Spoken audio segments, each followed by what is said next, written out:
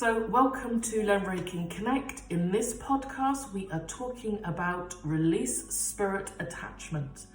Now, in the part one, we looked at symptoms of attachment, but really now we want to have explore this a little bit more, and we want to really understand and kind of look at when low periods, negative self-talk, and when we get to a level where there's an escalation, so that we can sort of understand kind of what's going on and what's happening. We also want to look at patterns, because there are very distinct patterns, and these patterns are like clockwork. And I actually want to share them so that you can get a level of just awareness and gain an orientation when you're going through an episode like this. We also want to cover practical self-help. Now, those of you that have been following along will know I had this very experience in 2022, and I've had to sort of self-help and work my way through this kind of experience. So I kind of want to share that with you, and we want to really jump in right now and start with looking at the difference between when we go through low periods and the difference between if we have something like a spirit attachment. Okay, so when we go through something traumatic in our lives, when we experience loss, something happens that kind of changes us, or really is kind of like an imprint. And from there we are trying to recover.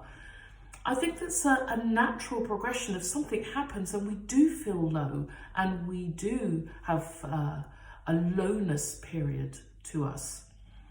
And I think it's true when it comes to negative self-talk. I think, we've all have moments or certain sort of time periods where we're sort of kind of in that low ebb and we're getting ourselves out of it. And this is where in part one, I really do talk about symptoms, because these symptoms are very, very specific. And I've tried to outline it because when you're going through this kind of experience, or you have a what I would term as an episode, is the last thing you want to do is share and talk about it. And of course, then there's that judgment there. Will somebody think I'm going mad? Will someone think I'm losing my grip on reality? So we kind of then internalize it and keep this kind of stuff in. But really, when you look at the symptoms, and if you haven't had a chance to look at that, I'll leave the link down below in the comments box where you can find that. Have a look at that and see what we're referring to. There's also a blog as well, which I've detailed out a little bit more. But essentially, self-negative talk then turns into quite specific and quite negative, random thoughts. Now, it's quite sort of clear in terms of explaining this. The best way that I could explain it is when thoughts then turn into a voice, and that voice then becomes a character. Now, that could be anyone. It could be a spirit guide, a spiritual archetype. It could be anyone that we hold esteem. If you're sort of more in the religious, it could be more the religious, or it could be more spiritual, like a spirit guide, like I mentioned, or an angel, or it could be a master and teacher. Now, this was my experience. And then from there, you'll be able to then get a sense that there's not just one, then there's quite often a few. And of course we gain trust. And then we gain, what I mentioned is almost like a hook, where we then start trusting the voices. And then one theme, which is very noticeable, is that they're very, very negative. They start instructing you to do negative actions. There'll be a constant either name calling, or there will be directed at yourself, where you will pull yourself down and even want to harm yourself, and that could lead to others.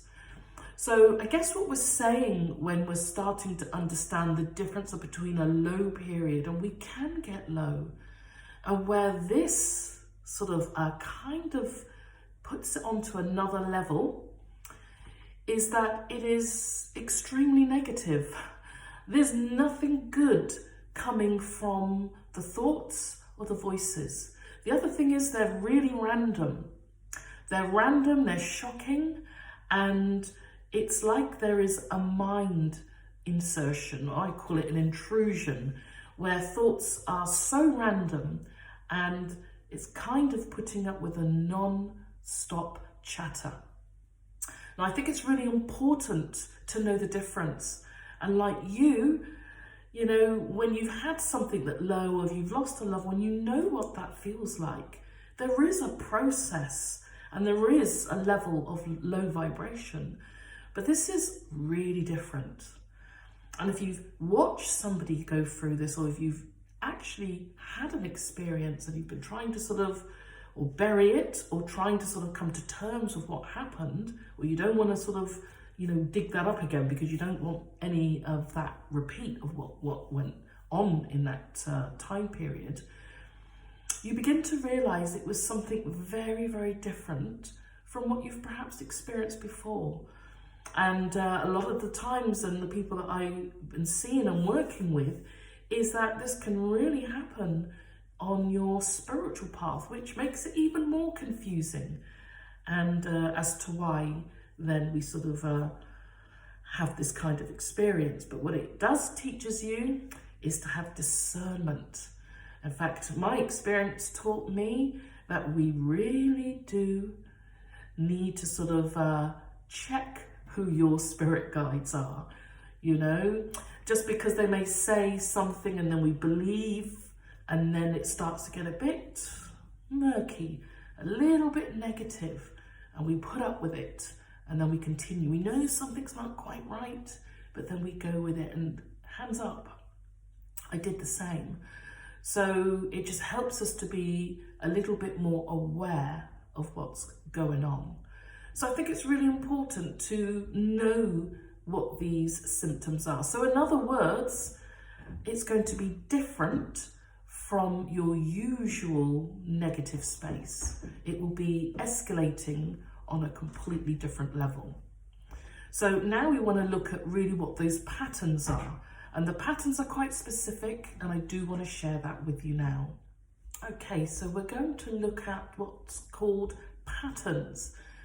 Now, these are just sort of the key patterns that that I've noticed over some time. In fact, 2 years of sort of just watch and observing. And we'll talk about the practical self-help, because that is something that I also went into and tried out and sort of see, well, does this kind of work? But with these patterns associated, when it comes to the negative self-talk that you've probably had before, and sometimes they can air quite negative, what I would say with this one, it was, look out for it being extremely intrusive. In other words, it's different from what you would have experienced before. It's almost like these thoughts take on a mind of their own. Now, I don't know if you've experienced that or you've seen that in someone, but there is such a thoughts, and then they are up there when it's all mind chatter, all thoughts, and it's kind of non-stop. And some of the things that are going on is a lot of fear, almost like having parts of your life randomly come in that you're perhaps not proud of, or you just have memories, maybe it was a traumatic event, or you felt sad, but these memories are kind of hitting you, evoking like an emotion in you. And there's also the issue of phobias. Now, I'm not going to say what mine is, because some of you out there have got that and it's just not nice. But my goodness, that was on another level. And that phobia was horrible. And this is where I started to sort of get to that point where I thought, this is just not on. Because if you love someone, then you wouldn't be asking them to do certain things or sort of putting those images into your mind. So I started to get like I'd had enough, but we'll talk about that on another podcast, because I think sometimes we can naturally get ourselves out of this.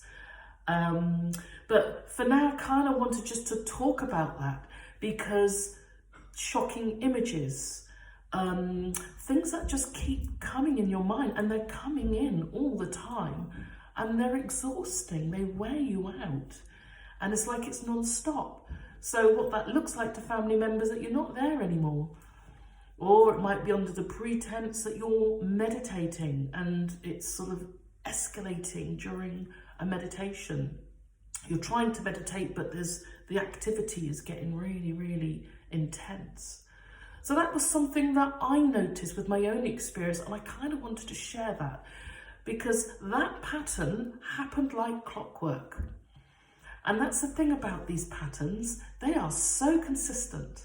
And I started to write things down, and I could sort of tell, right, okay, so now we're doing this. So the other one I also wanted to share is that whole thing about the thought. And this is really interesting, because this whole experience, you think it's internal. You really think this is your mind going completely crazy, like you're going mad. But there's a point in these thoughts where they turn into a voice. In other words, the thoughts get more energy. They get like a vibration and a voice. It could be a male, it could be a female. Mine were male, and these voices then turn external. So they became bigger than what was in the mind. And of course then came, I was doing loads of tasks, meditation and all that kind of stuff, just to keep me hooked and keep me in that sort of whole experience. But you see, these thoughts, these voices then turn into a whole new level of negativity, coercion,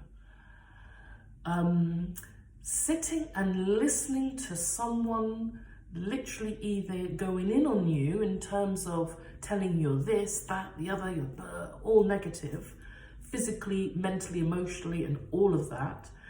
And then it starts shifting on to other people and shifting into other aspects of your life. And I was able to observe and watch this. It was like clockwork. These patterns are very, very consistent. Now, the thing is, when we're in this, we can't see through the trees. We're very much in it all. But then this is another thing that I notice, that we have moments of self-realization. In other words, if yours come on sudden, or there might have been a process, as quick as it started, it's gone, and you think, I'm back to normal. And it's within that self-realization, I noticed something else was going on. Now, I term this is just me, my experience, but what I've noticed when I've shared it with others and I do the sessions, they're pretty much similar. Might have different things going on, but they're pretty consistent and the same. And that's all to do with cloaking and hiding. Now, what that looks like is, for me, I thought, I'm back to normal. And indeed, my family thought, ooh, what was going on with you? But what was going on then is when we really think we're losing the grip of reality. Because I feel that this is a time when our intuition is able to kick in. And this normally accompanies some sort of things that can happen. So it can be grabbing, it can be name calling. It's almost like you're back to normal, but you're not. So you have these sort of out of body sort of kind of experiences. And what I mean by that is that you can sense, maybe if you're quite visual, You might sort of sense something moving past your eyes. You can feel a heavy presence. You can feel people looking at you. You know, the list goes on. But there's all these kind of things when you're in that moment where it's not a lot going on. But the cloaking and hiding is when the spirits actually remain attached. And quite often they attach to a body part. And this is quite interesting. I've heard some people say that there's a warmth, but for me, there was an icy cold. So it could be third eye, it could be crown chakra, it could be feet, it could be arms, it could be the chest where you feel a heaviness. I mean, the list goes on, and if you've experienced anything like this, you'll know what I'm referring to. So we may think, because all the voicing and the constant chatter and that constant negativity, and hence that's why I call it a moment of realization, but we're intuitively aware that they're still hanging around. And I think these are really key moments, because this is when I started again, like I said, to put pen to paper, where I was able to sort of start trusting that intuitive part, that they hadn't gone. They were actually hiding, cloaking, so that you don't see, you don't sort of know that they're around. So you begin to self-doubt. You think that basically what you had was an episode where your mental health has gone so down. And indeed it does look like that. And of course, this podcast, I'm very clear when I do my blogs, when I do the podcast, I am not talking about medical help and getting assistance. That is absolutely something that is important, and I will never, refer to and say that that's not important. But during these times, because we don't talk about it, you're really left confused. I mean, you're bamboozled as to what on earth is going on. Like, there comes the fear that you might then go down an episode, and you're treading sort of on water. So you're having these sort of very sort of mental issues, but you're also having what I would call these unseen kind of intuitive, almost psychic kind of experience. And then the whole thing gets very enmeshed, very confused. And then it starts up again. And that's another thing which I kind of wanted to put in with this pattern. And then an episode happens. And then it was like all of that again. But you'll notice that it will continue with the same pattern. The voices, the negativity, the coercement, the phobias, and all this cloaking, hiding, stopping, starting, until we get to a point where we can get some level of sobriety, a level of understanding, or a level, if we're able then to sort of get back into our meditation, where we can just focus in on the higher self. So what is that like? I mean, have you experienced that for yourself? Or maybe it's a friend or a loved one. Because when you're sort of seeing this happen, it can be very confusing, not only for yourself, but also for family members and friends. And some of these experiences are never voiced, because it's just, well, where do we start? And that's why I wanted to share my experience, so that we can talk about some of these patterns. But I also want to talk about really the releasement of spirits and some of the practical self-help that you can do yourself. So practical self-help. And I kind of want to talk about this because sometimes when we're going through this, especially if it's for a long extended time, or you've had a period of time and sometimes you don't even know how you've got out of it. And I've spoken to people that have had that and they daren't even talk about it. They kind of reach out, kind of want help, but they don't really want to dig that all up because you don't want to go there. And I kind of understand that. But there's always a mystery that remains around this. And there's so much self-doubt with this. And I'd have to say, in terms of the things that I notebooked and how I went about it, because I teach Reiki and I have been a practitioner since 2011. I teach since 2017. I work with the Akashic Records and also with past life regression. I know that we all have the wisdom and knowledge, but in that kind of experience, how on earth do you even go about it? So this is where I started to do some self-help, and this stuff worked. But it takes a bit of time. It takes a bit of time because we have to come to terms with ourselves. It's almost like getting out of the clenches of someone that had control over us, you know, and in a bad relationship, or somebody didn't treat you very well. You know, there is a working through and a working out. But with this kind of experience, when the biggest moment for me is when I knew what was going on. In other words, I knew what was behind this kind of experience. Because quite often you think that there is a level of something going with your mind, and there is that fine line there. But I kind of had a moment where I thought, I'm pretty sure this is not me, this is spirit attachment. And there was a bit of a shift when that happened, because when I knew that, they knew it. And this is quite interesting, because this is when I would stop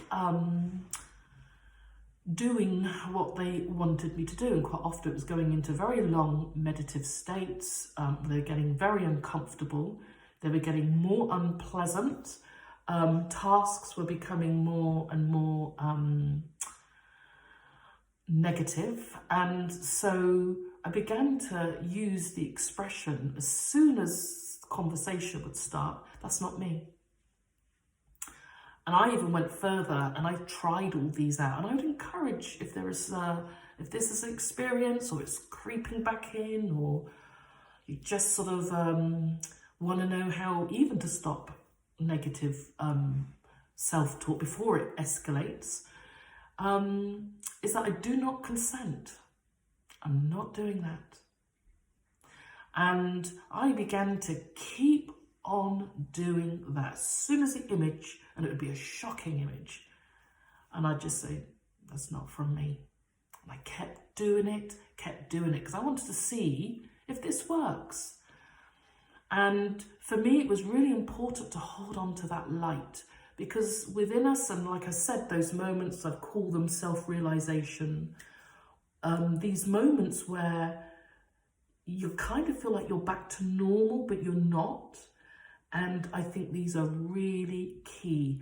And that's when I started to use straight back, as quick as it came in. But it did mean I spent time doing that all the time. It's not me. That's not me. And guess what? It worked. There was a pulling away. And at one point there was a real intense episode. And I did other things when that kind of experience was going on. I'll talk about all that in another podcast. But it's really interesting. Setting boundaries is really key, because quite often we'll sit there and we'll put up with a lot of nonsense, a lot of inappropriateness. And, you know, if we put a person to that, flesh and bones to that, there's only so far that person can go. And that's where there was a little bit of a shift with me. And I thought, that I'm not treating you that way, and I'm not going to have that. And when I started to sort of work through like that, it's like that inner power started to rise in me. And even when you go through an experience like this, I can't turn off hearing spirit. I still hear spirit, but I know where they're coming from. And when I hear that negative talk or something, it's always the same pattern, it's never anything different, I just say, that's not me. And I send the white light and they're gone. So it's quite an interesting one. And this is from a perspective that is just helping us to understand what it is that we're in if we encounter this kind of episode. And if you'll experience it watching someone, do, whatever route you go down, the medical, but you also, still don't know, well, what's happening with them, because it looks like they're acting out certain things. There's a level of where they're not their normal self. Even, and I'm going to be honest, where inappropriate stuff like taking clothes off and stuff like that, these are so not spirits that have got our back. They've got their own agenda. I view them now just as we are trying to be close to that light. They're having an experience which is away from that light. And for me, there's no judgment. But all I'm now aware of is I'm not going to listen to that, put up with that kind of inappropriate behaviour. And I kind of want to share this with others so that if you start doing a little bit of self-help, or you might then start to want to lean towards meditation. I know there's spoken to quite a few people who've had this experience where meditation has really helped them. Those moments where you just have those down times where you're not in the midst of it. But something else, I took the principles off, and that's to do with the spirit releasement therapy. Kind of want to talk about that in another podcast, because that's really powerful. That helps us to sort of really get to grips and put a new lens on this. Trying to understand, our accountability, and I've had to look at that with myself. How could a random voice say, I'm your master and teacher, and I go, yay, and then I'm off with it? I've had to realise, well, what was going on for me back then? Why did I believe that? And then why did I put up with that kind of behaviour? And of course, when we're ready to release, and trust me, releasement comes from that part of us, the higher self and our spirit guides. When we're ready to release, that part is ready. And the spirits know. And then it's their time to release and go forward. But it's always nice to know why this started and to get a little bit more background on this. So it's quite a subject really that what goes on is not that much known. And it's really nice to know that we can sort of tell the difference between our own thoughts, and when things escalate, it's our normal low period, and when things then take a life of its own, when those thoughts then turn into a voice and it then becomes a character, and then you've got a few characters going on, and then we're looking at the patterns, and those patterns are really all about the intrusiveness, the cloaking, the laying low, and how that practical self-help does work. And I know that because I've done it myself. And I'm still in the process. I'm still working energetically. And sometimes I encounter energies. And I'm very aware. But I do not give consent. And I have a level of discernment. That's something we all learn because we're all part on the spiritual journey. So I really hope that some of the things that I've talked about in this podcast, which is all to do the release of spirit attachments, can help you maybe look at it from a different perspective. If you have been in a situation like this, you've just gained a little bit more clarity and awareness, or indeed if you're going through something, then there is practical help out there, and there's also self-help spaces where, like the spirit releasement therapy, where it helps you to really sort of get into your inner power and your inner strength and the releasement. But before that happens, we gain a level of awareness and understand so that when we can release for good. So I hope that's helped, and it's been lovely speaking and just sharing that.